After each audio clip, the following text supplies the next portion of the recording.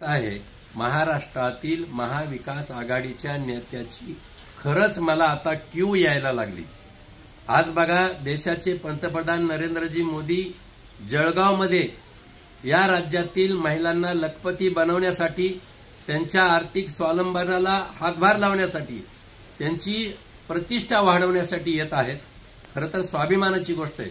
पण याही दौऱ्याला आज संभाजीनगर येथे जे प्रदर्शन झालं, केवळ राजकीय स्टंटबाजी अंबादास दानवेच्या नेतृत्वाखाली झाली।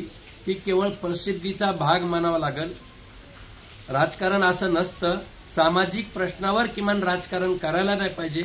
देशाचा पंतप्रधान आपल्या राज्यात महिलांच्या हितासाठी येत असेल तर विरोधकांनी सुद्धा मनाचा मोठेपणा दाखवून स्वागत करायला हवं।